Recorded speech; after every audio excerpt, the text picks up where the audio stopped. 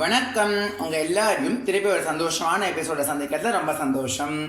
எல்லாரும் என்கிட்ட காஜு கட்லி போடுங்க அப்படின்னு சொல்லியிருந்தேன். காஜு கட்லி அப்படின்றது நான் நிறைய தடவை எக்ஸ்பெரிமெண்ட் பண்ணி சூப்பராக ஒரு ரெசிபி. இப்போது அதுதான் உங்களோட ஷேர் பண்ண போகிறேன். அதுக்கு முன்னாடி இதை பாருங்க, நான் புதுசாக ஒரு ஐரன் கடாய் வாங்கியிருக்கேன். இது ஹார்ட் அயோனைஸ்டு இண்டக்ஷன் சொல்லி யூஸ் பண்ணலாம், அதே மாதிரி அடுப்புலையும் யூஸ் பண்ணலாம். ரொம்ப நல்லா இருக்குது. இது வச்சு நிறைய ரெசிபிஸ் பண்ணியிருக்கேன். ஸோ அது என்னோடய பர்சனல் அனுபவம்.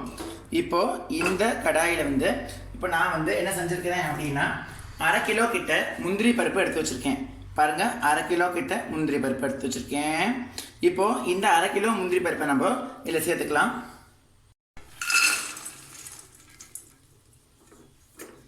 இதில் மேலே தோலி அதெல்லாம் நான் நீக்கிட்டு அழகாக எடுத்து வச்சுருக்கேன். ஸோ அதனால் ஈஸியாக இருக்கும்.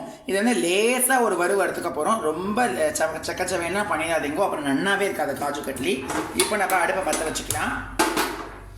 இப்போ இதை லேசாக ஒரு வறுத்துக்கலாம். இப்படி போட்டால் கட கட கட கடான்னு கேட்கணும். இப்போ பாருங்க, இப்படி இங்கே போடு காட்டுறேன்.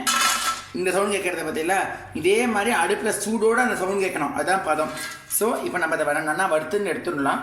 இன்னொரு முக்கியமான விஷயம், இந்த மாதிரி ஸ்டெயின்லெஸ் ஸ்டீல்லாம் இப்படி வச்சு தேய்ச்சாலும் இது ஒன்றும் ஆகாது.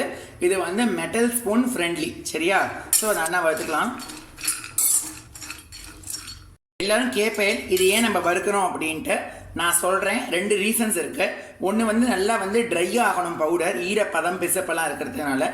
இன்னொன்று நம்ம மிக்சியில் அரைக்கும் போது இதில் பை மிஸ்டேக் ஏதாவது ஒரு பிச்சுக்கு தனம் அதெல்லாமே இந்த நல்லா ட்ரை ரோஸ்ட் பண்ணோன்னா அழகாக போயிடும். ஸோ அதனால் நம்ம வறுக்கணும். ரொம்ப செவக்க விட்டுறாதீங்கோ ப்ளீஸ், ரொம்ப செவக்க விட்டுறாதீங்கோ. சும்மா இப்படி வறுத்து எடுத்துக்கோங்க. நான் பதத்தை சொல்கிறேன், அந்த பதத்தை இறக்கினா போதும். அடுப்பை கூடிய மட்டும் சிம்மில் வச்சு பண்ணுங்கள். அப்படி பண்ணால் நம்ம ஈஸியாக பண்ணிடலாம்.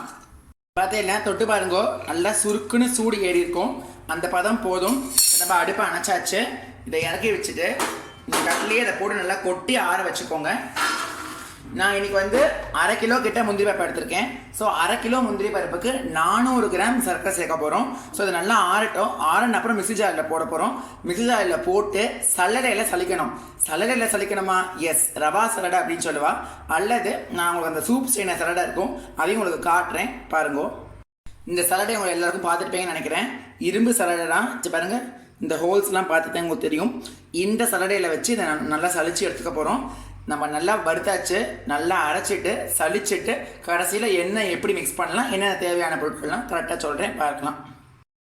இப்போ பார்த்தீங்கன்னா நல்லா ஹார்ட் ஒர்க் கழிஞ்சு சூப்பரான கேஷ்யூநட் பொடி ரெடி ஆகிடுது. நல்லா மிக்ஸி ஜாரில் போட்டு சூப்பராக அரைச்சிட்டு நான் சொன்ன சலடையில் போட்டு நல்லா சலிச்சு எடுத்து வச்சுருக்கேன். இந்த ஒர்க்கு முடிஞ்சிடுச்சுன்னா ஒரு நொடியில் காஜு கட்லி சூப்பராக ரெடி ஆகிடும். வாங்கும் சுகர் சிரப் எப்படி பண்ணலாம் அப்படின்னு பார்க்கலாம். ரொம்ப முக்கியமான விஷயம் உங்ககிட்ட சொல்ல மறந்துட்டேன். நான் முன்னாடி தேவையான பொருட்கள் அத்தனையும் நான் டிஸ்கிரிப்ஷன் பாக்ஸில் கிளியராக கொடுத்து விடுறேன். இப்போ நான் 500 கிராம், அதாவது 500 கிராம்ஸ் கேஷ்யூநட் பவுடர் எடுத்து வச்சுருக்கேன். அதுக்கு 80 கிராம்ஸ் பால் பவுடர், மில்க் பவுடர். இது ஸ்வீட்டன் யூஸ் பண்ணணுமா, அன்ஸ்வீட்டன் யூஸ் பண்ணணுமா, ட்ரை ஃபேட் யூஸ் பண்ணணுமா, எந்த மில்க் பவுடர் உங்களுக்கு கடையில் கிடைக்கிறதோ யூஸ் பண்ணிக்கோங்க. கடையில் கிடைக்காதவங்க ஆன்லைனில் கூட வாங்கிக்கோங்க. இப்போ 80 கிராம்ஸ் நான் எடுத்து வச்சுருக்கேன். ஃபார் எவ்ரி 250 கிராம்ஸ் 40 கிராம்ஸ் நம்ம ஆட் பண்ணுவோம். ஸோ 500 கிராம்ஸ் நான் பொடி யூஸ் பண்ணனால 80 கிராம்ஸ் வச்சுருக்கேன். இதையும் நான் இதோட மிக்ஸ் பண்ணிடுறேன். நான் இதை நல்லா ரெண்டுத்தையும் சேர்த்து நல்லா இன்கார்பரேட் பண்ணிவிட்டு பார்க்கலாம். இப்போது நீங்கள் எல்லாம் யோசிப்பேன், ஒரு காஜு கட்டின்னு சொன்னேன், எதுக்கு மில்க் எல்லாம் போட்டிருக்கீங்க அப்படின்னு. பிகாஸ் நம்ம காஜு கட்டி நான் ஏற்கனவே சொன்ன மாதிரி இது 100% நம்ம கடையில் எப்படி கிடைக்கிறதோ அது மாதிரி பண்ண போகிறோம். கடையில் நிறைய ஸ்வீட் கடையில் நான் நிறைய பேரை விசாரிச்சிருக்கேன். அவள் என்ன சொல்லியிருக்கான்னா 80-20 அப்படின்றா. அதனால் நான் என்ன பண்ணியிருக்கேன் அப்படின்னா 80% ஆஃப் காஜுக்கு 20% ஆஃப் மில்க் பவுடர் அப்படின்ற கணக்கு தான் நான் யூஸ் பண்ணியிருக்கேன். சில பேர் 15% ஆஃப் மில்க் பவுடர் போட்டுப்பா, சில பேர் அந்த 5%. அதெல்லாம் உங்களோட சௌகரியம். மில்க் பவுடர் குறைய அந்த காஜு கட்லி ஒரு சாஃப்ட்னஸ் குறைஞ்சிடும். ஸோ அதனால தான் அந்த மில்க் பவுடர் போடுறது. முதல்ல மில்க் இது போடும்போது ஒரு மாதிரி இருந்தது. மில்க் பவுடர் மிக்ஸ் பண்ணணும் ரொம்ப நல்லா எடுத்து நல்லா பொலன்னு உதிரியாக எடுத்து இப்போ அதை நல்லா ஒட்டுக்க மிக்ஸ் பண்ணிவிட்டு நான் உங்களுக்கு அழகாக அடுத்தது சக்கரை பாகு எப்படி பண்ணணும்னு சொல்கிறேன். இதுக்கு தனியாக பாகு பதம் அப்படின்றது ஒன்றும் கிடையாது. எந்த பதம் அப்படின்றது ரொம்ப முக்கியம். அந்த பதத்தை காட்டுறேன், பார்க்கலாம் எல்லோரும். எல்லாரும் சொல்லியிருக்கேன், சக்கரை எவ்வளோ அளவு எடுத்துக்கணுன்றது ரொம்ப ரொம்ப ரொம்ப இம்பார்ட்டண்ட்டாக. அரை கிலோ அப்படின்னு எடுத்துட்டோம் அப்படின்னா 400 கிராம் சர்க்கரை எடுத்துட்டுருக்கேன். நான் காஜுலேயே வந்து இயற்கையான ஒரு திதிப்பு இருக்குது. ஸோ அதனால நான் 400 சேர்த்துட்டுருக்கேன். உங்களோட தேவைக்கு ஏற்றாப்பில் கூட்டி அல்லது குறைச்சி சேர்த்துக்கோங்க. சர்க்கரை வந்து உங்களோட டேஸ்ட் இருக்கும், அதுக்கு தகுந்தாப்பில் நீங்கள் போட்டுக்கோங்க. நான் 400 கிராம் சேர்த்துருக்கேன். அதே 250 கிராம் முந்திரி பருப்பு எடுத்துக்கிட்டோம்னா ஜஸ்ட் டிவைட் பண்ணிக்கோங்க, 200 கிராம் சேர்த்துனா போதும். ஸோ இதை நான் இப்போது நம்ம ஆஸ் யூஷுவல் நம்மளோட இந்த கடாயில் சேர்த்துக்கலாம். இது மூழ்க அளவுக்கு ஜலம் சேர்த்துக்கலாம். இப்போ பாருங்க, தண்ணி எடுத்து வச்சுருக்கேன். தண்ணி வந்து இந்த அளவு அந்த அளவுலாம் அவசியம் இல்லை, இது முழுகிற அளவு இருக்கணும், நல்லா கொதிக்கணும். நான் பதம் சொல்ல போகிறேன், அதுக்கு தகுந்தப்ப நீங்கள் இறக்கிக்க போகிறேன். இந்த கையில் கஷ்டப்பட்டு இந்த கம்பி இவ்வளோ வந்திருக்கா இவ்வளோ வந்திருக்கா அதை பாருங்க, இப்படி பாப்பா சில பேர் 2 வந்திருக்கா 3 வந்திருக்கா அப்படின்னு. நான் பதம் சொல்லித்தரேன், சிம்பிளாக பண்ணிடலாம். இப்போ எனஃப் ஆஃப் டாக்கிங் பண்ணிடலாம். இப்போ பாருங்க, இந்த ஜலம் மூழ்கி எடுத்து கொஞ்சம் சேர்த்துக்கிறேன். சரியா, இது போதும். இதை இப்போ நம்ம அடுப்பை மூட்டி அடுப்பை பற்ற வச்சுக்கலாம். நம்ம அடுப்பை பற்ற வச்சுட்டு அடுப்பை ஹைலியே இருக்கட்டும், ஒன்றும் ப்ராப்ளம் இல்லை. பதம் வந்தோடனே நான் உங்களுக்கு சொல்கிறேன். இப்போ நம்ம நல்லா கலக்கிக்கலாம். சர்க்கரை நல்லா கரையணும். கரைஞ்ச அப்புறம் நான் உங்களுக்கு காட்டுறேன். இன்கேஸ் சர்க்கரையில் வந்து அழுக்கு அப்படின்னு இருந்ததுன்னா கொஞ்சோண்டு ஒரு கரண்டி கிட்ட பால் விட்டு அதை நல்லா திரிஞ்சு வந்தோன்னா வடிகட்டி யூஸ் பண்ணிக்கோங்க.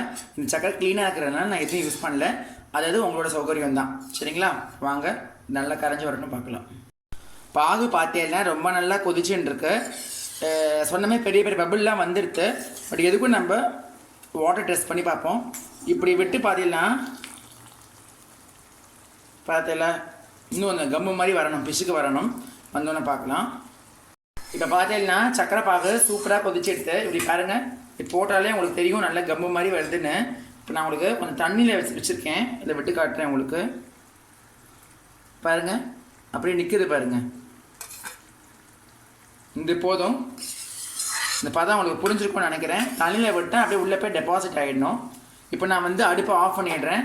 ரொம்ப சிம்பிளான மெத்தட் இது. அடுப்பு ஆஃப் பண்ணானேன்னு பார்க்குறீங்களா? ஒன்றும் இல்லை, ரொம்ப சிம்பிளாக முடிஞ்சிடும். இப்போ பாருங்கோ, இதை நம்ம அடுப்பை அணைச்சிட்டு சேர்த்துடுவோம். இதுதான் வந்து சீக்ரெட்டு, டாப் சீக்ரெட். யாரும் சொல்லியிருக்க மாட்டேன் உங்களுக்கு. நான் உங்களுக்கு சேர்த்துக்கிறேன். க்ரூஷியல் ஸ்டெப், இதுதான் க்ரூஷியல் ஸ்டெப். இதில் பாருங்க, இதை நல்லா வந்து இந்த பாகோட கூட நல்லா கலந்து விடுங்கோ. இது நல்லா ஒரு கெட்டியாக ஆகிடும். ஃபஸ்ட்டு பார்க்குறதுக்கு கொஞ்சம் க்ரீம் மாதிரி இருக்கும். ஏடா அது இப்படி சொல்லிட்டானே க்ரீம் மாதிரி ஆகிடுச்சுலாம் கவலைப்படாதீங்கோ. கலந்துட்டே வந்துருங்கோ. ஒரு 20-25 மினிட்ஸ் வச்சுன்னா தன்னால் திக்காகிடும். ஸோ இப்போ நல்லா இதை கூட நம்ம கலந்துப்போம், பார்க்கலாம். க்ரீம் மாதிரி இருக்கே, இது மாவு மாதிரி ஆகுமான்னு நினைக்காதீங்க, சூப்பராக வந்துடும். நல்லா கூட இதை கலந்துப்போம், சூப்பராக வரும், பார்க்கலாம். இப்போ பார்த்தீங்கன்னா முன்னாடிக்கு நல்லா கெட்டியாகிடுச்சு. முன்னாடி தோசை மாவு மாதிரி இருந்துச்சு. இப்போ பாருங்கள், இந்த கெட்டியாக ஆகிட்டு வந்துட்டுருக்கு. ஒரு 2 ஹவர்ஸ்க்கு விட்டுடுங்க, மறந்துடுங்க அதை இருக்குன்றதே. கீழே பாருங்கள் தண்ணி வச்சுருக்கேன், சீக்கிரம் ஆறணும் அப்படின்ட்டு. ஸோ நல்லா ஆறி வந்தோடனே எப்படி அதை பிசைஞ்சு அப்புறம் எப்படி இடுறது அப்படின்னு பார்க்கலாம். இது ரொம்ப ஈஸியான ப்ரொசீஜர் தான், டைம் எடுத்துட்டா கூட, பட் டூ இட் அப்படின்னு தான் சொல்லுவேன். ஸோ நல்லா ஆறட்டும், பார்க்கலாம். இப்போ வந்து ஒரு 2 ஹவர்ஸ் ஈஸியாக எடுத்து 2 to 3 ஹவர்ஸ் வச்சுட்டேன். பாருங்க நல்லா உதிரியாக வந்துடுது பாருங்க. இது வந்து பதம் நம்மளுக்கு எப்படி வருதுன்னு பார்த்துக்கணும். நான் ஏற்கனவே சொன்ன மாதிரி தான் பாகு பதம், அந்த பாகு பதம் சொல்கிறதோட அந்த கரெக்டாக அந்த பெருசாக கொப்பளம் வரும்போது தண்ணியை விட்டு பார்த்தா உருண்டை பதம் வந்துருச்சான்னு பார்த்தா கரெக்டாக வந்துடும். இல்லை எனக்கு கொஞ்சம் பதம் மாறி எடுத்து அப்படின்னு நினச்சேன்னா ஒன்றும் ப்ராப்ளம் இல்லை. இன்னும் கொஞ்சம் 2 கலரிட்டு அடுப்பு ஆஃப் பண்ணால் கரெக்டாக இருக்கும். இப்போ பாருங்க நல்லா உதிரியாக சூப்பராக வந்துடுது. இப்போ நம்ம கடையில் எப்படி பண்ணுவாங்க அப்படின்றத மாதிரி அதே ப்ரொசீஜரில் பண்ண போகிறோம். வாங்க எல்லாரும் பார்க்கலாம். இப்போ பார்த்தீங்கன்னா நல்ல ஒரு பிளாஸ்டிக் ஷீட்டை சூப்பராக விரிச்சிருக்கேன். இதுதான் வந்து கடையில் யூஸ் பண்ணுவாங்க. நான் அப்படியே நைஸாக பார்த்துன்னு வந்திருக்கேன். ஸோ அதான் நம்ம பண்ண போகிறோம். இப்போ பார்த்தீங்கன்னா இந்த வச்சுருக்கேன் பாருங்க, நம்ம இதில் போட்டுக்கலாம். உதிரியாக இருக்குன்னு பார்க்காதீங்க, சூப்பராக வந்துடும். இங்கே பாருங்க நல்லா. இப்போ நம்ம இதை எப்படி பிசைய போகிறோம் அப்படின்னா, இப்படி எடுத்துக்கணும். நல்லா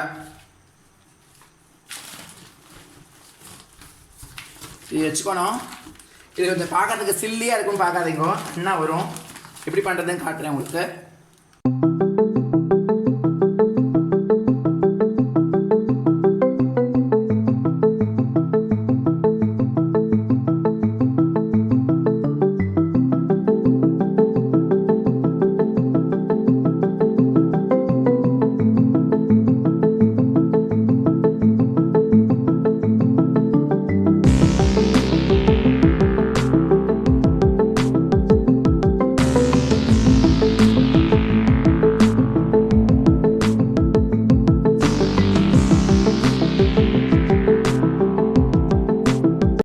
வந்து உதிரி உதிரியாக இருந்தது, சூப்பராக எடுத்து பார்த்தீங்களா, ரொம்ப அழகாக வந்துடுது. இப்போ நம்ம இதை நல்லா மடிச்சுக்கலாம். இப்படி இது என்ன ஷீட்னு பார்க்குறீங்களா, இது வந்து கரெக்டாக ஒரு 250 GSM இருக்கணும். அது அப்போ தான் நல்லாயிருக்கும். பார்த்துக்கோங்க, அந்த மாதிரி திக்காக இருக்கணும் ஷீட்டு, சரிங்களா? பார்த்துக்கோங்க. சில இடத்துல 250 GSM ரொம்ப கெட்டியாக இருக்கும். ஸோ அது தகுந்தப்போ நீங்கள் பார்த்துக்கோங்க. இப்போ நம்ம இதை இடலாம்.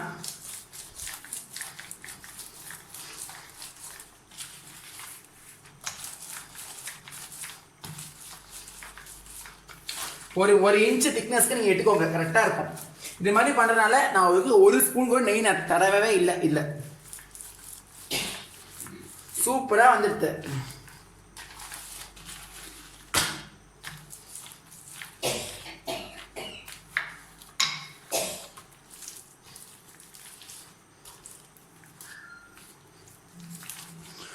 நல்லா வந்து 1/2 கிலோவில் பண்ணினா நிறைய பீசஸ் வரும்.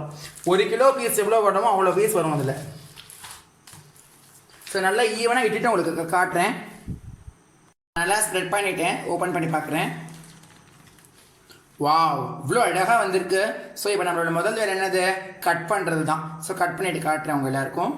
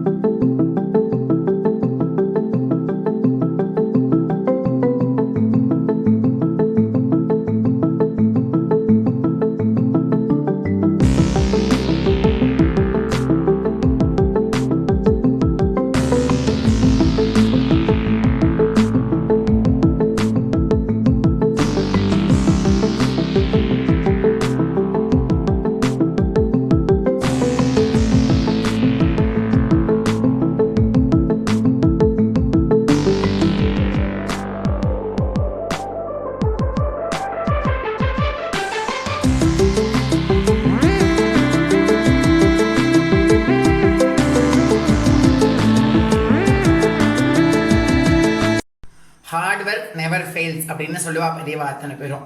ரொம்ப அற்புதமாக வந்திருக்கு, சூப்பராக வந்திருக்கு, செம்மையாக வந்திருக்கு.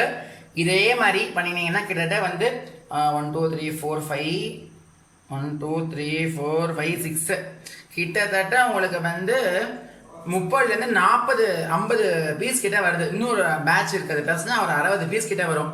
60 பீஸ் காஜு கட்லி வெளியில் போனால் என்ன விலைன்னு தெரியும். வீட்டில் பண்ணினோன்னா கிட்டத்தட்ட உங்களுக்கு வந்து 500 to 600 rupees மொத்தமாக முடிஞ்சிடும். ஸோ அழகாக வந்து இந்த தீபாவளிக்கு மட்டும் இல்லாமல் எந்த பண்டிகை ஆனாலும் சரி இதை நீங்கள் ட்ரை பண்ணி பாருங்க. அற்புதம்னா அற்புதம், பிரமாதமாக வந்திருக்கு, செம்மையாக வந்திருக்கு, சூப்பராக வந்திருக்கு. நான் உங்களுக்கு இப்போ எடுத்து நான் டேஸ்ட் பண்ணி காட்டுறேன். உங்களுக்கு இதை பார்த்தோன்னா உங்களுக்கே தெரியும் எவ்வளோ நல்லா வந்திருக்கு பாருங்கள். காஜு கட்லி எப்படி வரணுமோ அப்படி வந்திருக்கு. டேஸ்ட் பண்ணி சொல்கிறேன். ரொம்ப நல்லா இருக்கு. நான் சொன்னால் நல்லா இருக்குமா, இருக்கா அவளும் டேஸ்ட் பண்ணிட்டு எப்படி இருக்குன்னு சொல்கிறேன். பாட்டி சாப்பிடுங்க, எப்படி இருக்குன்னு.